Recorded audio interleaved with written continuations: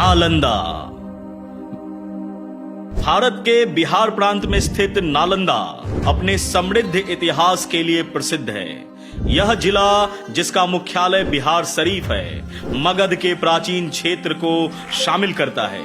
विशेष रूप से नालंदा विश्व प्रसिद्ध नालंदा विश्वविद्यालय के अवशेषों का घर है, जो शिक्षा का प्राचीन केंद्र हुआ करता था और जहां आज भी दूर दूर से विद्वान अध्ययन करने आते हैं। महावीर को नालंदा जिले में स्थित पावापुरी में ज्ञान की प्राप्ति हुई थी। इसके अतिरिक्त बुद्ध के प्रमुख शिष्यों में से एक शारिपुत्र का जन्म भी नालंदा जिले में ही हुआ था।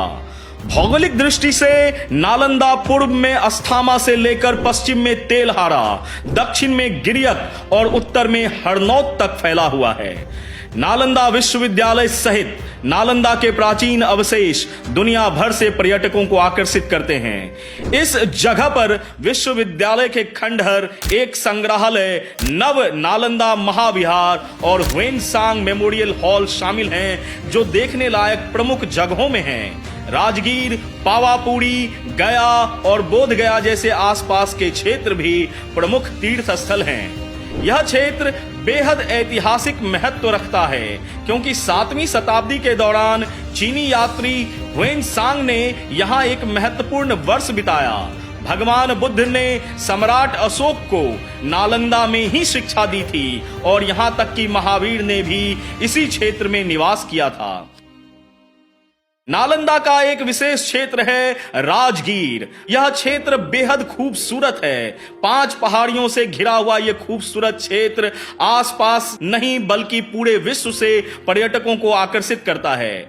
बिंबिसार के शासन के दौरान बनाए गए गर्म झरनों और चीनी और जापानी मंदिरों सहित कई मंदिरों को प्रदर्शित करता जिले में बिहार शरीफ में जामा मस्जिद भी है, जो एक प्राचीन और विशाल जामा मस्जिद है।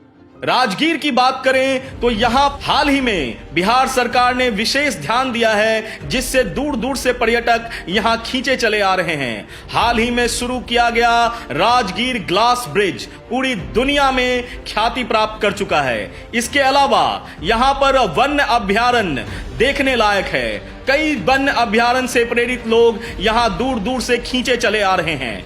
नालंदा विश्वविद्यालय के अवशेषों को अलेक्जेंडर कनिंघम द्वारा फिर से खोजा गया था, जिसकी स्थापना गुप्त राजवंश के दौरान 5वीं शताब्दी में हुई। यह हर्षवर्धन जैसे शासकों के संरक्षण से फलता फूलता रहा।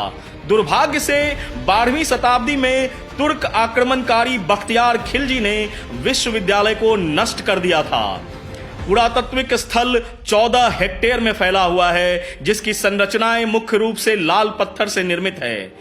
मुख्य इमारत एक महत्वपूर्ण संरचना से बनाई गई है और हाल की खुदाई में साइट की संरचनाओं और लेआउट के बारे में बृहत रूप से जानकारी मिली है। नालंदा नव नालंदा विहार का भी एक घर है, जो पाली सहित बौद्ध अध्ययन पर ध्यान केंद्रित करने वाला एक शैक्षणिक संस्थान है। ह्वेनसांग मेमोरियल हॉल चीनी तीर्थयात्रियों के लिए योगदान का स्मरण कराता है।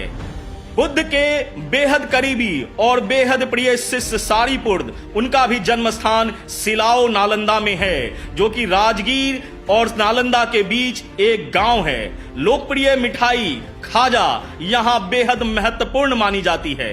यहाँ छठ के रूप में बेहद महत्वपूर्ण त्योहार और उत्सव मनाया जाता है, जिसके दौरान एक विशाल मेले का आयोजन होता है, जो तीर्थयात्रियों और आगंतुकों को आकर्षित करता है। परिवहन के विभिन्न साधनों के माध्यम से नालंदा तक पहुंच की सुविधा प्रदान की जाती है।